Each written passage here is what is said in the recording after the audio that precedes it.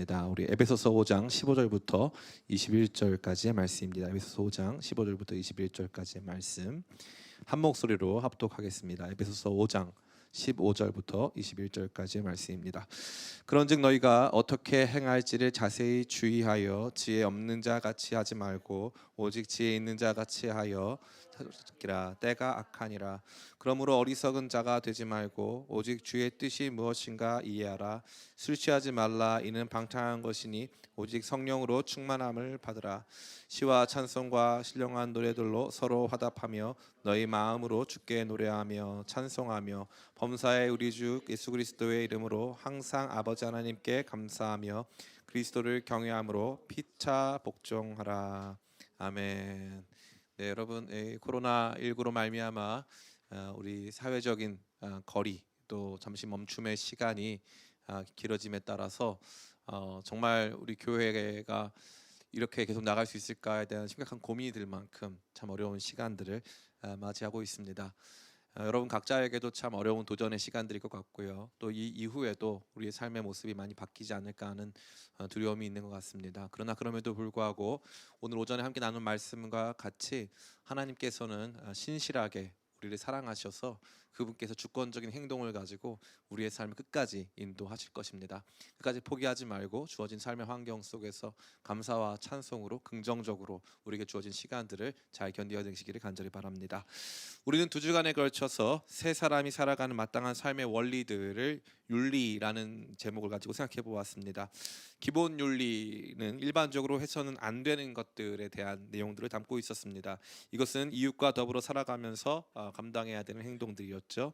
거짓된 삶, 또 분노로 말미암아 폭력과 혐오가 증대되는 삶, 도둑질하여 다른 사람들의 희생과 노력을 착취하고 또 그들의 것을 빼앗는 그러한 종류의 삶, 말과 태도의 문제, 악의와 악독에 가득한 말, 또 그러한 태도를 갖고 타인을 적대적으로 대하는 모든 문제들이 우리가 피해야 할 그리스도인의 기본 윤리에 해당하는 삶의 모습이다 말씀드린 바 있습니다.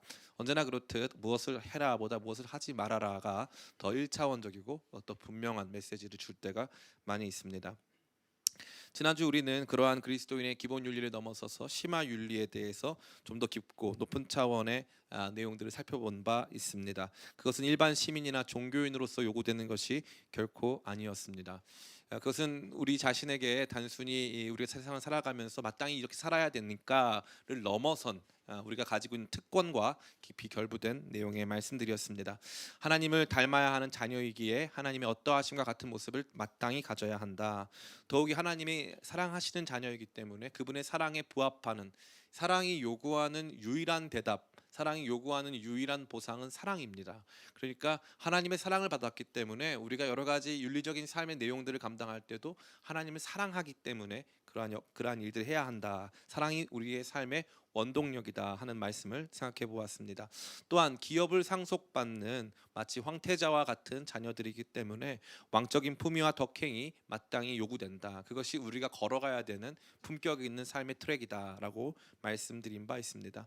마지막으로 그와 같은 삶이 어떠한 영향을 미치느냐, 타인의 삶을 비추는 빛의 자녀의 모습으로 나타난다는 것을 생각해 본 바 있습니다. 자, 이렇게 우리가 기독교인의 기본 윤리와 심화 윤리의 내용들을 하나하나 살펴보면서 우리 삶의 모습을 추스르고 또 다시 한번 어떤 삶으로 나가야 될 것인가 고민하는 시간을 가졌다면, 이제 이런 윤리적 기초들이 어떻게 우리의 삶의 각 사건과 정황 속에 적용돼야 하는지를 아는 일이 매우 중요하다 할 수 있습니다. 아무리 좋은 기술들을 연마하여도 그것을 자연스럽게 체화하고 실제적인 삶에서 그것들을 이렇게 써먹을 수 있을 때 더 아름답고 좋은 것 아니겠습니까? 제가 보니까 어릴 때 태권도 학원 안 다녀본 애들은 별로 없습니다. 저는 안 다녀봤는데, 안 다닌 저도 웬만한 품새를 할 줄 안다는 것은 대충 우리가 뭐 발차기, 뭐 찌르기 이런 것도 다 한다는 거죠. 그런데 정말 태권도 선수처럼 하는 사람들은 굉장히 드뭅니다. 왜 그럴까요? 그러한 동작들을 삶 속에서 또 상황 속에서 적용하고 연마하는 훈련이 되어 있지 않기 때문에 그런 것입니다. 다시 말해 이 프린시플이 라이프가 되는, 원리가 삶이 되는 그 단계가 필요하다는 것이죠. 오늘 바로 그 내용을 다루고 있는 것입니다. 다시 말해 우리의 라이프 스타일, 우리는 어떻게 살아야 하는가, 그런 윤리적 기초 안에서 어떻게 살아야 하는가가 오늘 본문 속에서 직접적으로 다루어지고 있는 내용이라 할 수 있습니다. 아무쪼록 여러분 모두가 삶 속에서 꼭 붙들 수 있는, 정말 이러한 삶을 살아야겠다, 이러한 삶이 맞구나라고 하는 강하고 분명한 메시지를 온전히 주님께로부터 듣게 되시는 귀한 시간 되기를 예수님의 이름으로 축원합니다. 우선적으로 사도는 첫 번째로 우리에게 지혜로운 사람이 되어야 함을 말해주고 있습니다. 15절부터 17절까지의 말씀입니다. 15절 같이 읽겠습니다. 시작. 그런즉 너희가 어떻게 행할지를 자세히 주의하여 지혜 없는 자 같이 하지 말고 오직 지혜 있는 자 같이 하여 세월을 아끼라. 때가 악하니라. 그러므로 어리석은 자가 되지 말고 오직 주의 뜻이 무엇인가 이해하라. 아멘. 이 부분에서 여러분이 이미 읽어보신 내용과 같이 지혜, 분별, 때와 시기, 주의 뜻과 이해와 같은 종류의 단어들이 많이 나오고 있습니다. 사실 이와 관련돼서는 이미 사실 우리가 읽었던 내용 안에도 암시된 부분들이 있는데요. 5장 10절 말씀입니다. 화면이 준비되어 있습니다. 같이 한번 읽어보겠습니다. 5장 10절 시작. 주를 기쁘시게 할 것이 무엇인가 시험하여 보라. 아멘. 주를 기쁘시게 할 것이 무엇인가 시험하여 보라. 과연 이것이 하나님을 기쁘시게 할 수 있는가 없는가에 대해서 깊이 생각하고 판단해라, 분별해라 하는 내용을 이미 다루었고, 그 내용을 이제 오늘 우리가 읽은 이 본문 안에서 보다 강하게 저와 여러분에게 제시하고 있는 것입니다. 이와 같이 주님께서 원하시는 것이 명시적으로 주어지기보다는 각 상황과 사안에 따라서 주님의 뜻에 대해서 고민하고 생각하여 지혜롭게 대처해야 한다는 것을 이 본문의 말씀이 잘 말해주고 있는 것이죠. 이해하고 분별하고 때와 시기를 판단하고 주의 뜻이 어떠한 것인가를 깊이 생각하고 이해할 수 있는 단계까지 나아가야 한다는 것입니다. 그것이 바로 지혜로운 사람에게 요청되는 삶의 내용이 되는 것입니다. 옛사람을 벗어버리고 새로운 사람을 덧입는 우리에게 필요한 것이 이러한 합리적이고 분별력 있는 삶의 태도라 말씀드릴 수 있는 것입니다. 저는 개인적으로 신앙이 좋아지면 더 단순해진다고 생각하지 않습니다. 많은 사람들이 신앙이 좋아지면 더 쉽게 뭔가를 할 수 있지 않겠는가라고 생각하는데 그렇지 않습니다. 신앙이 좋아지면 우리가 어떠한 말이나 행동을 할 때 조금씩 더 고민하게 되고 생각하게 되고 조심스러워질 수밖에 없다는 것이죠. 왜냐하면 명시적으로 그러한 일을 해도 되고 안 해도 된다라고 하는 기준이 제시되진 않았지만 그 일 자체가 어떠한 함의를 갖는지에 대해서 깊이 생각하고 숙고하는 태도로 바뀌기 시작한다는 것입니다.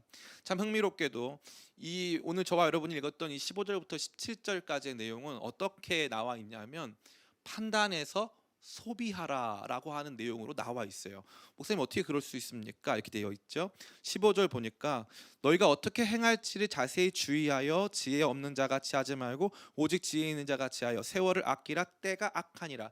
세월을 아끼라 할 때 이 단어가 바로 사다라는 뜻이에요. 사다. 세월을 사다, 시간을 사다. 때라고 하는 것은 우리에게 놓여진 이 시대, 이 정황, 우리가 살게 되는 이 세계가 악하다는 것을 의미한다는 것입니다. 이 세계가 매우 악하기 때문에 이 세계 속에서 살아가면서 우리에게 주어진 기회를 완전히 새로운 것으로 대가를 지불하고 소비해야 된다는 거죠. 우리의 삶의 소비가 지혜 가운데서 이루어져야 함을 강하게 말해주는 것입니다. 여러분 물건을 사실 때 어떻게 합니까? 요즘에 보니까 저는 요즘에 가성비를 엄청 따집니다. 그래가지고 이 물건은 재료가 뭔지, 다른 쇼핑몰과 비교했을 때 얼마나 싼지, 이거를 사고 나면은 환불이 되는지 반품이 되는지 이런 거 꼼꼼히 따져가면서 사거든요. 그래서 이 세상 속에서 헛되이 소비하지 않으려고 노력을 많이 합니다. 근데 참 흥미로운 것은 여러분에게 주어진 삶의 시간들이라던가 삶의 기회들을 아무런 생각 없이 헛되이 소비하는 사람들이 너무나 많다는 거죠. 시간은 한정적이고 이 한정적인 시간을 소비할 수 있는 이 세계는 악합니다. 이 악한 세계가 우리로 하여금 우리의 소비를 악한 방향으로 만들어가고 있는데, 이 안에서 하나님의 뜻이 무엇인가를 정확하게 분별해내고 그러한 방향으로 우리의 삶과 자원을 소비하지 않게 되는 것이 지혜인데, 그런 지혜는 없고 다른 종류의 물질적 지혜는 충만한데 영적인 지혜가 심각하게 부족한 사람들이 너무 많다는 것입니다. 로마서 16장 19절은 뭐라고 말합니까? 선한 데는 지혜롭고 악한 데는 미련하라. 근데 악은 엄청 지혜롭고요, 우리는 선에 대해서 엄청 미련할 때가 많습니다. 어떻게 하여야 하나님께서 기뻐하시는 뜻이기 때문에 이 시간과 이 기회와 이 자원들을 어떻게 사용할 때 하나님 기뻐하시고 이것이 아름다운 결과로 이어질 것인가 하는 고민이 심각하게 적다는 것을 의미합니다. 그렇기 때문에 지속적으로 앞서 말씀드린 기본 윤리와 심화 윤리의 차원을 가지고 있는 사람은 끊임없이 고민하면서 하나님의 뜻을 분별해내고 그 하나님의 뜻 가운데 우리에게 주어진 기회와 시간, 자원들을 소비하여 그 모든 것들을 선용해야 된다라고 말하고 있는 것입니다. 신앙이 좋아질수록 모든 것이 결코 단순해지지 않습니다. 신앙이 좋아질수록 작은 소비 하나하나 할 때마다 이거 하나님께서 기뻐하실 만한 것일까? 내가 이렇게 사는 게 과연 옳을까? 라고 하는 깊은 고민이 찾아온다는 것이죠. 그렇기 때문에 누군가를 쉽게 정죄하거나 다른 사람의 삶을 쉽게 예단하여 판단하는 일보다 또 자신의 선택이 쉬워지고 아무 생각이 없어지지 않고 날마다 깊이 생각하게 되고 이러한 것에 뒤따르는 영향에 대해서 고민하게 된다. 그래서 결국 가장 아름다운 뜻이 무엇일까? 가장 아름다운 우리의 선택이 무엇일까에 대해서 깊이 숙고하는 아주 진지하고 멋있는 그리스도인으로 태어난다 하는 것입니다. 제가 아쉬운 것은 이러한 균형이 우리 가운데 없습니다. 우리 기쁨의 교회가 많이 오해받는 것은 제가 이제 아무래도 이렇게 오전 예배 때는 아주 지적으로 하려고 노력을 많이 하고 있지 않습니까? 청년 예배 때 어떤 분이 그러시더라고요. 오전 예배 때랑 다른 목사님이냐, 뭐 이런 얘기를 하시는 분도 계셨다고 들었습니다. 제가 이제 청년들하고 같이 소통하고 또 즐겁게 생활하기 위해서 또 여러분의 이 삶의 모습들을 제가 많이 수용하고 또 같이 대화하는 과정에서 우리가 자칫 우리 기쁨의 교회 신앙이 가벼워 보일 수 있어요. 근데 제가 좋아하는 단어가 있는데 허허실실, 저희 단어 굉장히 좋아합니다. 이 경건의 모양을 물론 갖춘 건 중요하겠지만 겉으로만 경건한 척하고 이렇게 뭔가 엄숙해 보이는 사람으로 살기보다 이 겉으로는 좀 가벼워 보이고 또 이렇게 여러 가지 부분에서 편안해 보이지만 정말 속 깊은 곳에는 정말 세상의 많은 고민을 우리 삶 속에서 이루어질 수 있는 많은 선택에 대한 진지한 고민과 숙고를 가지고 늘 공부하는 태도로 살아가는 신자야말로 거듭난 새 사람의 참된 모습이 된다는 것입니다. 우리가 잘 아는 말이 있지 않습니까? 생각하지 않고 살면 사는 대로 생각한다. 그냥 내가 살아가는 이 삶의 모든 것들이 그냥 옳다고 여기고 왜 하나님 나한테 복을 주지 않지? 하나님 나한테 복 주실 만한 삶의 모습이 아님에도 불구하고 그 삶에 대한 반성도 없고 하나님의 뜻이 무엇인가를 분별하려고 하지도 않고 분별된 하나님의 뜻을 위해서 기회를 사서 우리가 가지고 있는 물질, 시간, 삶의 모든 영역들을 소비하려고도 하지 않는 매우 나태하고 미련한 태도를 갖고 있기 때문에 그런 것입니다. 그러니까 새 사람, 착한 사람 곧 미련한 사람이 아니라 새롭게 태어난 하나님 안에서 새롭게 태어난 새 사람은 지혜로운 사람인 것입니다. 그러니까 우리가 추구해야 될 것은 무엇입니까? 바로 이 지혜입니다. 바로 이 지혜. 이 지혜가 없이 살아가면서 아주 미련하게 사람들 사이에서 상처받고 그냥 나의 나된 모습 그대로 다 발산하면서 살아가는 사람처럼 미련한 사람이 없다는 것이죠. 청년 성도들을 만나면서 그런 경우를 아주 많이 봅니다. 어떤 목사님이 제안을 하거나 또 이렇게 조언을 해도 들어를 하고 하지 않습니다. 제가 뭐라고 누누이 말합니까? 25세 이전에는 연애 금지다. 다들 뭐 자기들 연애만 특별한 내가 하면 로맨스니까요. 남이 하면 또 뭐 불법이고요. 뭐 맨날 이렇게 제가 말을 해도 이렇게 뭐 잘 들으려고 하지는 않습니다. 사는 대로 생각하는 거죠. 느낌이 오니까 불꽃이 튀니까. 뭐 불꽃 안 튀겨 본 사람이 있습니까? 느낌이 오고 불꽃 튀니까 다 그냥 뭐 막 사는 거죠. 드라마 보면서 내 얘기 같다. 우리 얘기는 드라마 같지 않습니다. 그렇지 않아요. 삶은 그런 게 아닙니다. 삶은 고난의 바다입니다. 어른이 된다는 건 엄청나게 어려운 선택의 연속 속에서 한 걸음 한 걸음 조심스럽게 걸어가야 되는 외줄타기와 같은 삶입니다. 삶은 그리 쉽지 않습니다. 호락호락하지 않습니다.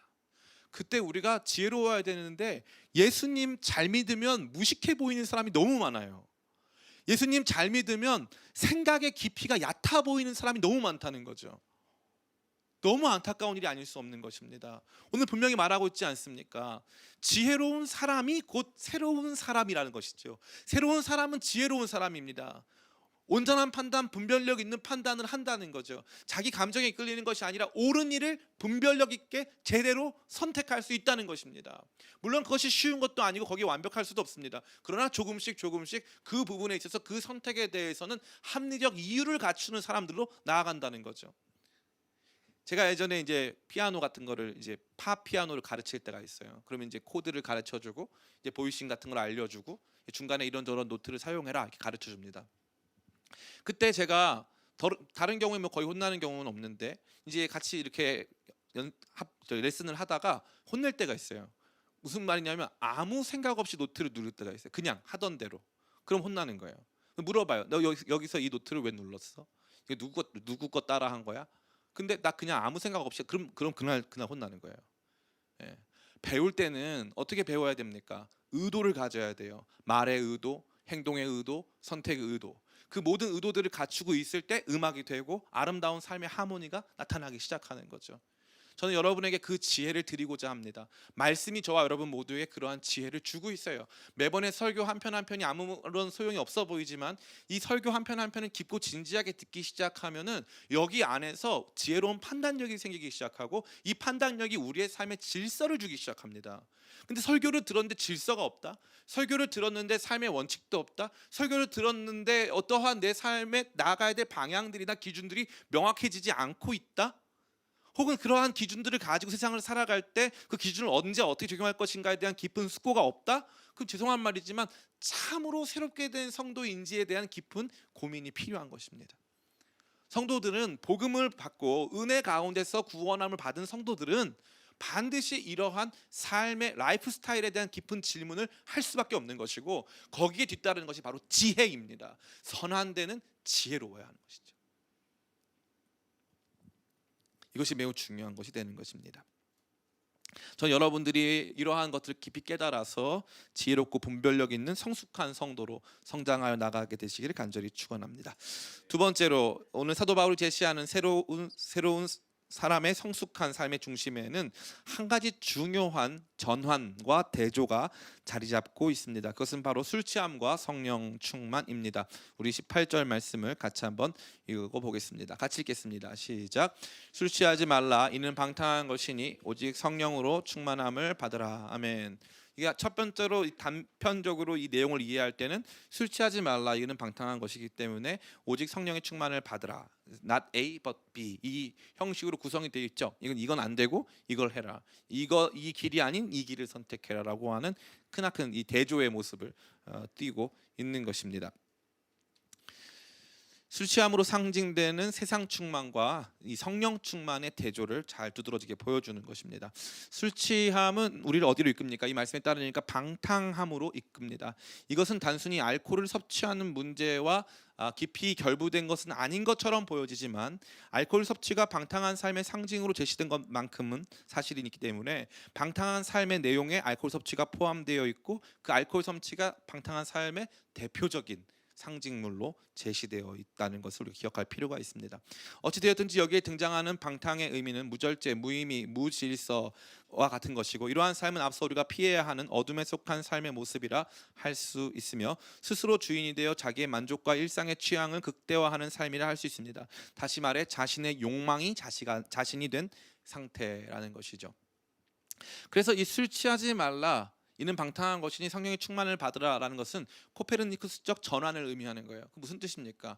과거에는 이 하늘이 돈다고 생각했단 말이죠. 천동설. 지구는 가만히 있는데 하늘이 돈다 생각했어요. 근데 이제 코페르니쿠스가 봤더니 이게 아니다, 반대다. 우리가 돌고 다른 이 천체들은 가만히 있는다. 사실 그도 틀린 거죠. 왜냐하면 다 같이 돌고 있으니까.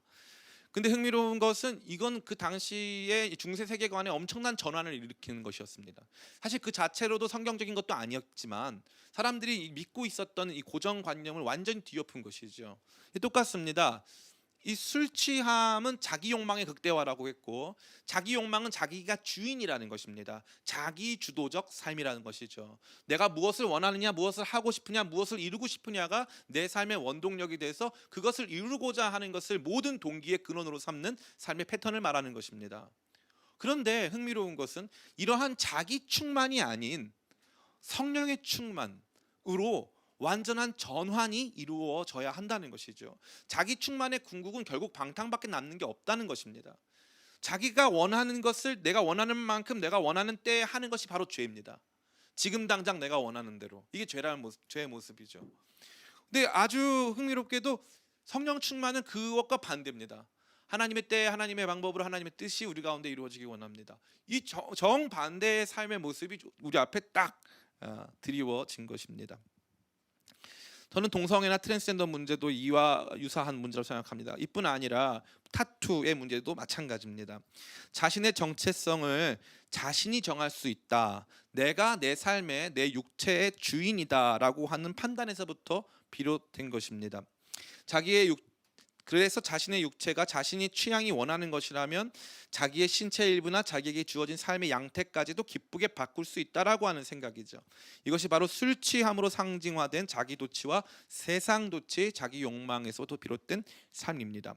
성적 지향성은 고작 해서 자기가 누리는 문화나 자기 욕망을 채우기 위한 도구에 불과한 것인데, 이러한 자기 욕망의 도구를 자기 자체로 이해하거나 자기의 가장 중요한 정체성의 근원으로 여긴다는 것이죠.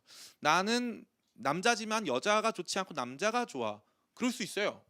그럴 수 있습니다. 정신적인 문제가 되었든지 뭐 우리는 다 알지 못하는 무슨 그런 영역이 있을 수 있겠죠. 근데 그래서 뭐요? 근데 그거는 아니래잖아요. 그럼 아니면 되죠. 근데 그게 왜요? 그게 왜 중요합니까? 내가 그걸 원하니까요. 이게 전부 아닙니까? 내가 원하는 내가 제일 중요하니까요. 그걸 원하는 내가 제일 중요해. 이거 아닙니까? 다른 종류의 아디아포라의 문제도 마찬가지입니다. 아디아포라는 성경에서 명시적으로 말하고 있지는 않지만 교회적으로 덕이 되지 않아서 그것을 가급적 피하고 있는 사안들을 말하는 것이고, 뿐만 아니라 그것에 대해서는 어느 정도 일정한 자유가 주어져 있습니다. 논리가 흥미로워요. 한국 교회는 특별히 이 초기의 선교사님들이 와서 이제 금주 금초, 다시 말해서 이제 이 음주하는 부분하고 또 이제 흡연하는 부분을 이제 많이 제한했습니다. 뭐 지금 미국 교회 안에서도 사실은 아주 보수적인 교단은 그렇게 합니다. 그러나 대부분의 자유로운 이 서구 유럽 사회의 교회들은 그 부분에 있어서는 아주 자유로움을 갖고 있습니다. 한국 사회에서 보기에 이 서구 선교사들이 가지고 왔을 때 그들은 사실 그들이 가지고 있는 신앙 전통에서는 음주를 했습니다. 그러나 이 아주 대표적인 분이 이 하비칸이라고 하는 교수님인데, 이 하비칸 교수님은 웨스트민스터 신학대학교의 아주 유명한 교수님이시고 대표적인 석학입니다. 이 하비칸 교수님이 한국의 총신대학교의 교수님으로 재직한 시절이 있었어요. 이분이 한국에서 도시운동하고 또 신학교에서 교수로 봉직하면서 가르친 적이 있었는데, 이분이 한국에서는 이제 금주를 했습니다. 그런데 미국에 가서 이 웨스트민스터 신학교 갔더니 필라델피아에서는 이분이 담배를 애연가신 거예요. 담배를 많이 피는 거예요. 그러니까 이제 한국에서 유학 간 학생들이 이렇게 말하는 거죠. 교수님 실망입니다. 한국에서 교수님만 믿고 당신처럼 이렇게 위대한 석학이 한국까지 와서 봉사하고 또 가르친 것만 믿고 미국까지 와서 당신한테 신학을 배우는데 당신이 이러한 흡연자인 줄을 몰랐습니다. 이렇게 사람들이 했더니 하비칸 교수님이 이렇게 얘기하는 거예요. 자기는 한국에 있어 단 한 번도 담배를 안 폈다는 거예요. 단 한 번도. 그것은 한국 교회를 위한 일이었다는 거죠. 나는 얼마든지 그렇게 할 수 있다는 거예요. 얼마든지. 그러니까 그분들 안에서도 우리 한국의 복음을 전해주는 분들도 자유를 누릴 수 있었습니다. 근데 그분들이 그 자유를 온전히 누렸습니까? 아니요, 누리지 않으셨어요. 왜냐하면 본인들이 보기에 이제 시작되는 한국 교회가 성숙한 그리스도인의 길로 가기 위해서는 지금 당장 이러한 자유를 제공해서는 안 될 것 같고, 그 부분에 있어서 덕이 되지 않을 것이 확실하기 때문에 그런 부분들을 제한한 것입니다. 그러니까 안 하는 쪽이 훨씬 덕스럽고 안 하는 쪽이 훨씬 우리의 신앙적 유익에 부합하는 길이 된다는 것이죠. 근데 언젠가부터 이러한 부분에서 자유를 요구하는 측은 이제 약간 무논리에 가까운 수준입니다. 뭐냐면 이런 거죠. 성경에 기록되지 않았으니까, 죄가 아니니까. 그 뒤에는 뭐가 자리 잡고 있을까요? 내가 원하니까예요. 내가 원하니까. 성경에 기록되지 않고 하나님께서 특별히 말씀하지 않았지만 우리가 정말 해야 하는 의로운 일은 너무 많습니다. 너무 많아요. 근데 그러한 일에 대해서 내가 이 일을 꼭 하고 싶다고 말하는 사람은 없어요. 제한된 일, 혹은 행여나 우리의 영적인 유익을 위해서 우리가 피하고 있는 일에 대해서는 모든 문논리를 갖다 붙이면서 내가 원한다고만 말해요. 나는 그것을 통제할 만한 성숙을 가졌다고 말하고 내가 원한다고 말하는 거죠. 근데 앞서 말씀드린 것처럼 하빅한 교수님 같은 경우는 한국 교회의 컨텍스트, 한국 교회의 상황에서 그것이 부합하지 않는다면 잘 하지 않겠다. 사도 바울 역시도 마찬가지입니다. 자기가 정말 내가 하는 이 믿음의 자유함이 성도들의 영적인 부분에 있어서 해악을 준다면 나는 앞으로 절대 고기를 먹지 않겠다. 이것이 무엇입니까? 자기 욕망이 자기가 된 게 아니고 내가 무엇을 원하느냐, 내 라이프 스타일, 나 평상시에 이런 대로 내가 다 살아왔다, 내가 하는 것만큼 살아야 된다, 이게 나다 라고 하는 자기 주장이 아닌 성령의 충만을 간절히 소망하고 사모하여서 성령께서 내 인생의 주인이 되시느냐 안 되느냐라고 하는 아주 적나라한 기준점이 이제 놓여졌다는 것입니다. 이 모든 것이 다 다른 내용들을 다 포괄하고 있습니다. 아주 단순하죠. 내가 주인인가? 성령이 주인인가? 성적 지향성? 그게 옳아서가 아니라 그렇게 하고 싶으니까. 그게 나니까. 그거 안 하는 나를 상상할 수 없으니까. 제가 너무 안타까운 것은 오늘날 나시린이 필요하다 생각을 많이 해요. 나시린. 하나님께서는 역사의 중요한 순간에 이 나시린을 허락하십니다. 대표적인 나시린은 삼손입니다. 삼손은 슈퍼 나시린입니다. 슈퍼 나시린. 나시린은 보통 삶의 일정 기간만 하나님께 헌신하게 되어 있습니다. 머리를 깎지 않고 이제 시체를 만지지 않고 술을 마시지 않는 그런 것. 그래서 그 사람이 지나가면 사람들이 다 보는 거야. 나시린 지나간다. 삼손은 사사기의 마지막 사사로서 하나님께서 어떠한 삶을 우리에게 요구하시느냐, 이스라엘을 인도해야 할 사사가 어떠한 모습이냐, 다 방탕하고 다 자기들 마음대로 살았는데 진짜 하나님께서 주시고자 하시는 참된 사사의 모습을 보여주신 샘플이었습니다. 그러나 실패했습니다. 두 번째 나실이 나타납니다. 그거 바로 사무엘입니다. 사무엘은 자신의 평생을 하나님께 올려드린 사람이 된 것이죠. 사무엘이 나실인이었습니다. 또 누가 나실인이었습니까? 대표적으로 바로 세례 요한이 나실인이었습니다.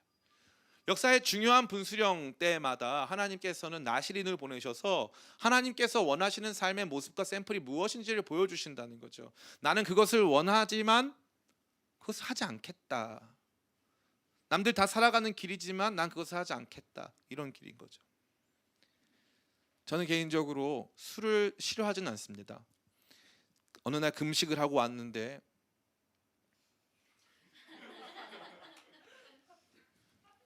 첫 번째 먹고 싶은 것 중에 하나가 그것이었어요. 야, 진짜 내가 변화가 덜 됐구나.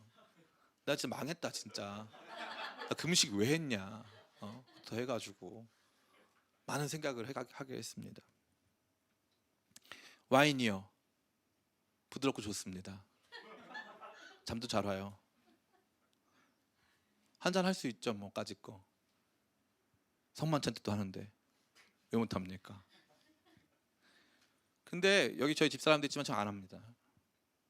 아무도 없어도, 우리 집사람은 저랑 둘밖에 없어도 안 합니다. 왜냐하면 우리 집사람이 보기에 우리 남편이 목사님인데 밖에선 이렇게 말하고 여기선 이렇게 말하는 사람으로 살 수가 없으니까. 뿐만 아니라 최소한 내가 할 수 있는 많은 일들이 있지만 그나마도 이러한 부분에서 내가 이걸 자유롭게 누리는 것 때문에 행여나 누가 믿음의 상심이 혹은 어려움이 있을 수 있으니 나는 그런 거 하지 않겠다. 이 저의 자랑이 아니고 제가 끊임없이 지금도 분투하고 있는 내용인 거죠. 잘 돼서 아무 문제가 없어서 저는 그런 유혹이 없으니까 여러분 정죄하는 마음으로 서 있는 게 아니고 함께 고통하고 아파하는 마음으로 여기 서 있는데, 그 가장 중요한 중심점에 술 취하지 말라 있는 방탕한 것이니 성령의 충만을 받으라, 이 내용이 담겨 있다는 거예요. 그래서 하나님께서 요구하시는, 하나님께서 쓰시는 그릇은 깨끗한 그릇이에요. 천국에는 금그릇 은그릇처럼 귀히 쓰이는 것도 있고, 큰 집에는 금그릇 은그릇처럼 귀히 쓰는 것도 있고, 질그릇 나무그릇처럼 천하게 쓰는 것도 있는데, 이게 이제 디모데후서 2장 20절 말씀 아닙니까? 거기 보면 뭐라고 되어 있는 거 아세요? 하나님께서는 금그릇 은그릇 아니고 깨끗한 그릇을 쓰신다는 거예요. 와, 그 말 무릎을 치는 거예요. 무릎을. 하나님께서 깨끗한 그릇을 원하시는구나. 성령의 충만을 추구하고 안 되죠. 중간에 무너질 거예요. 술도 좀 한두 잔 하겠죠. 뭐 더 나쁜 짓도 좀 하실 거예요. 그것뿐만 아니라 나중에는 내가 나쁜 짓을 주도하고 있을 수도 있어요. 제가 제가 가르쳤던 아이, 청소년 아이의 학부형을 만났는데 그 집사님 저한테 하시는 말씀이 그거였어요. 목사님, 저는 우리 아이가 어릴 때부터 너 가서 나쁜 애들이랑 어울리지 말아라 그 얘기를 맨날 했는데 나중에 지나 보니까 우리 아이가 그 나쁜 아이라는 거예요. 저한테 같이 말씀 듣고 같이 선교 가고 기도하던 아이인데 그렇게 된 거죠. 그렇게 될 수 있어요. 우리는 얼마든지. 술 취함이 나를 주장하잖아요. 술 취함이 문제가 뭡니까? 처음에 내가 내 의식적으로 나 술 취할래. 나 술 취해도 컨트롤할 수 있어. 이렇게 내가 나를 주장함이 결국 나의 주권, 나의 주도, 자기 주도적 삶의 모습을 생각하는 거예요. 근데 그까짓 거 내가 한 잔 마시지 뭐 까짓 거. 그까짓 거 내가 한번 좀 플렉스한다. 내가 마음대로 한번 살아보겠어. 그러면 처음에는 내가 내 삶의 주체라 생각하는데 시간이 가면 갈수록 이게 아닌 거예요. 내 욕망이 내가 아니었더라는 거죠. 내 욕망은 내 안에 있는 죄의 것이에요. 그래가지고 자꾸 그걸 하면 할수록 더 그게 나를 주관하는 거예요. 그래서 그거 없이는 못 사는 사람이 되는 거죠. 더 의존적인 사람이 되는 거예요. 더 자유로우려고 그거 했는데 나 하나님 의존적으로 안 살래. 나도 술도 좀 마시고 내가 하고 싶은 거 좀 하고 내 마음대로 살 거야. 그게 나를 자유롭게 할 줄 알았는데 아니요, 나를 더 의존적으로 만들고 나중에 더 저를 억압하는 거죠. 성령의 취함은 성령에 사로잡히는 것인데 이것은 우리의 삶을 더 가치 있게 하고 온전케 하며 질서 잡히게 만들고 더 의미로 충만하게 만들어 간다는 것입니다. 그러니까 이러한 지혜로운 삶은 궁극적으로 성령의 충만을 선택하는 삶이라는 거죠.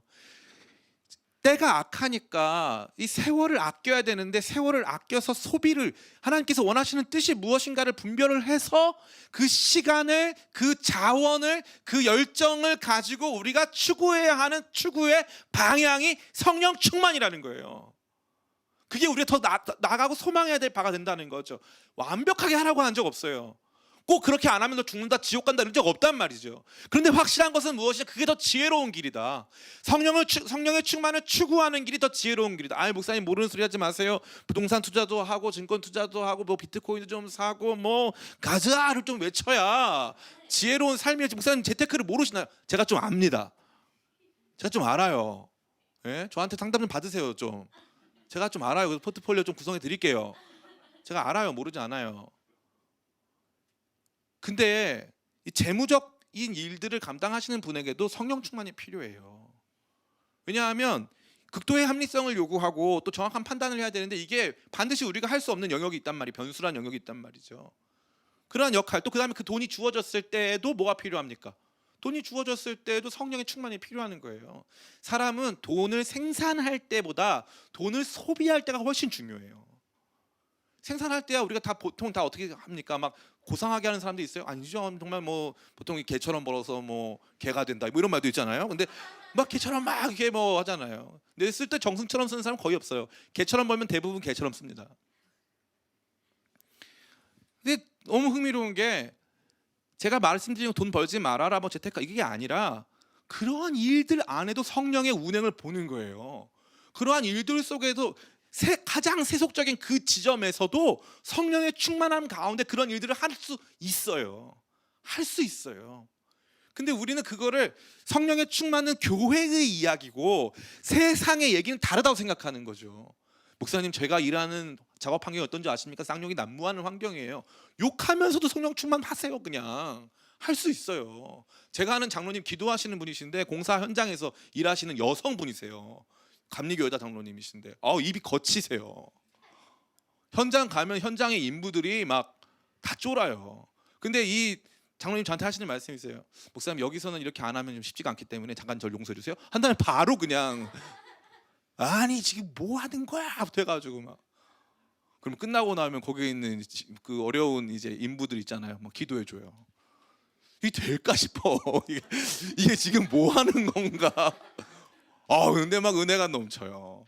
신기하죠. 그분은 아침마다 새벽마다 기도하는 거예요. 하루를 열어가면서 기도하는 거예요. 주님, 저 좀 함께 해주세요.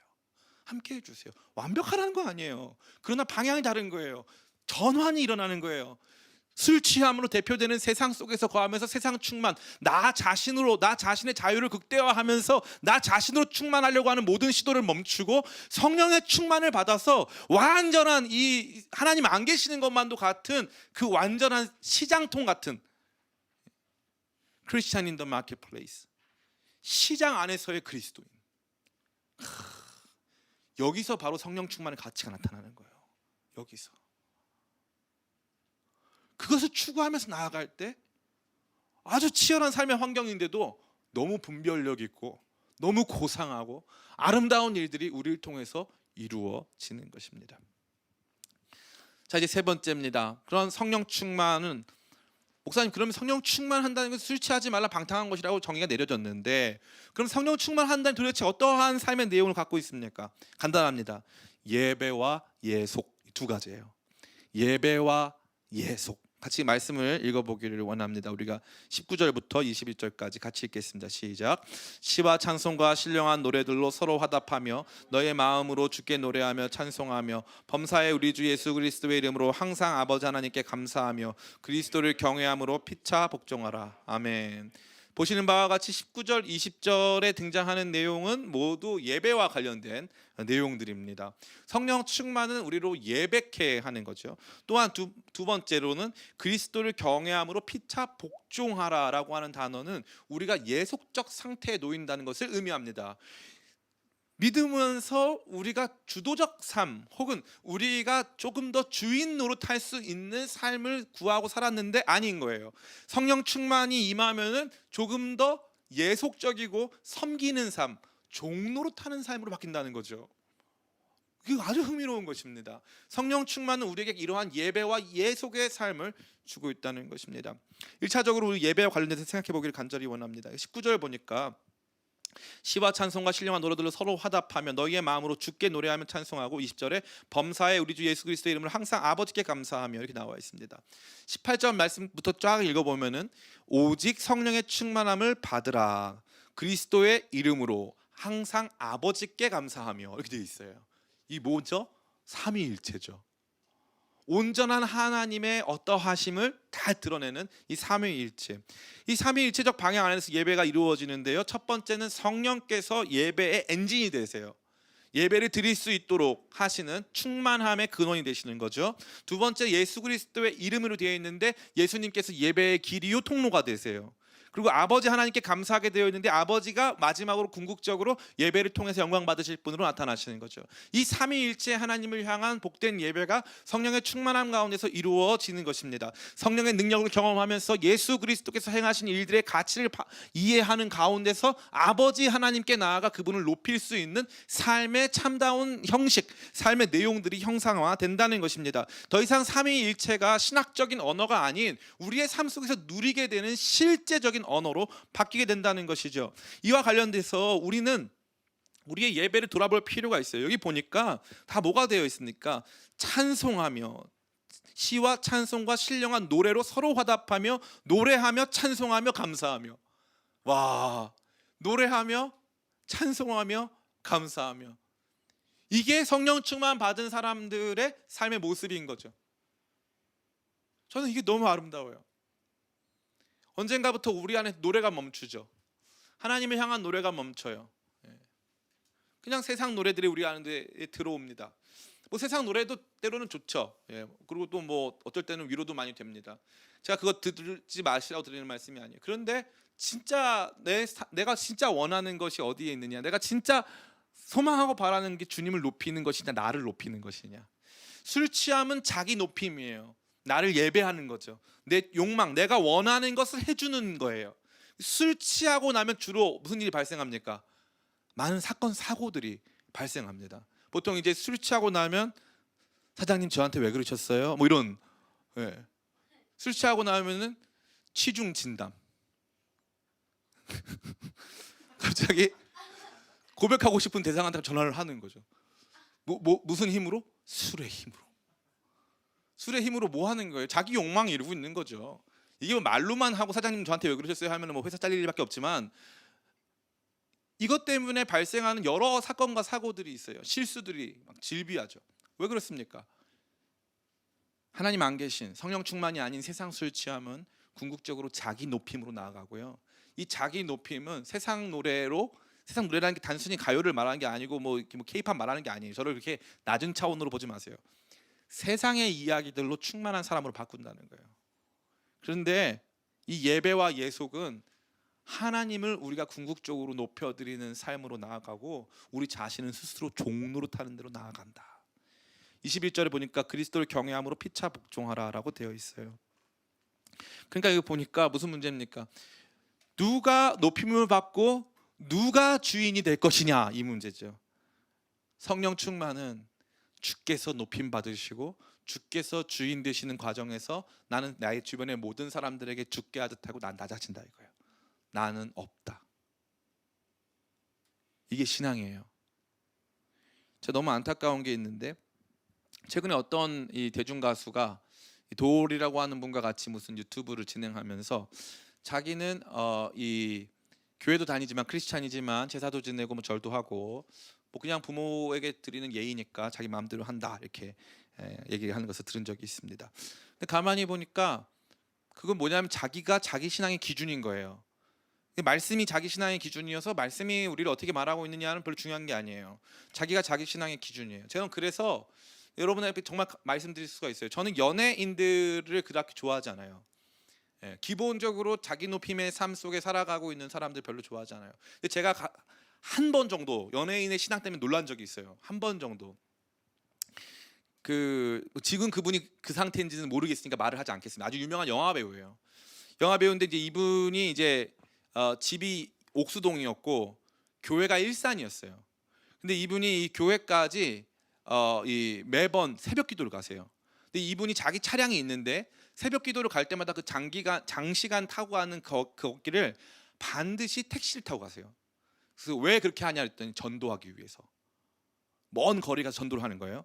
그럼 이제 일산까지 가는 길에 이제 이 영화 배우 분이 탔으니까 얼마나 뭐 할 말이 많겠어요. 택시기사 아저씨 안녕하세요 하고 타서 10번 중에 3번 정도는 그 택시기사를 새벽 기도까지 데려간다는 거예요. 전도해서 데려간다는 거예요. 근데 그 사람이 그런 신앙이라는 게 감춰져 있어요. 저 그게 너무 좋아요. 저는 무슨 상 받을 때 나와가지고 하나님께 감사합니다 뭐 싸이도 그런 적 있고요. 하나님께 감사하는 것 치고 너무 술 취해 있더라고. 너무 잘 놀아. 진짜 강남 스타일이죠. 근데 저는 그런 거 안 믿어요. 미안한 말인데 안 믿습니다. 그 연예인들의 그 거들먹거리고 자기 높임, 기본적 자기 높임이 있단 말이에요. 기본적. 나 최소한 이래야 돼 라고 하는 자기 높임. 근데 사람들은 되게 좋아해요 그거를. 연예인이 그 사람 연예인이지 그 사람이 뭐 하나님입니까? 아니라는 거죠. 누구 연예인이 우리 교회 나오지 않은 게 뭐가 중요합니까? 한 명의 죄인으로 나와서 구속받은 하나님 자녀로 나와서 은혜 받고 주의 몸된 교회 안에서 하나님 나라를 함께 만들어가는 것뿐이죠. 그토록 열광을 해요. 그토록. 아직 검증도 안 된 사람들 막 강단 위에 세워가지고 막 간증시키고, 그게 뭐 대단한 일이라고. 예? 이제 너무 화가 나요. 너무. 그 자기 높임이 남아있는 상태, 자기가 주인 노릇하려고 하는 그 상태 속에서 그게 무슨 신자고 그게 무슨 뭐 대단한 영적 유익을 줄 수 있는 사람인 것처럼 포장하는 그런 가짜는 그런 아주 저급한 신앙이 전 너무 싫습니다. 너무 싫어요. 너무 가짜나. 뭐 하는 거예요 그게? 그런 꼴을 뭐 한두 번 봤습니까? 제가 요즘에 하나님께 감사한 게 있어요. 어차피 아무도 안 모이잖아요. 우리 뭐 여기 준비하시는 분들 빼고는. 아직은 2판 4판이다. 그러면 잘 됐다. 그동안은 좀 성도들 모아보려고 했고요. 그냥 뭐 어떻게 좀 좋은 건물로 한번 가보자 뭐 이런 마음이 있었어요.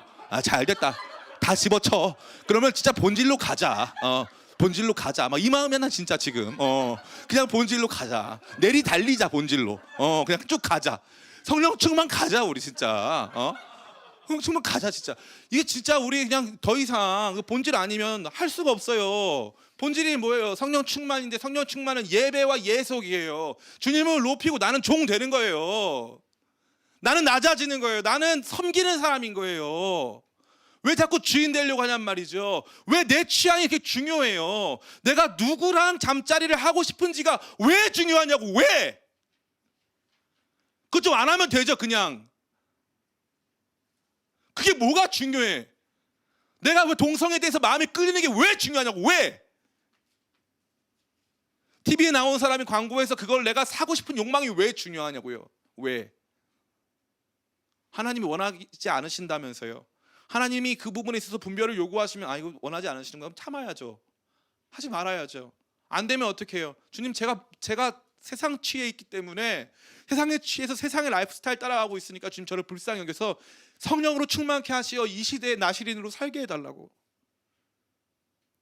왜 그런 바보 같은 그리스도인들은 별로 없습니까? 예? 다들 자기 똑똑해요.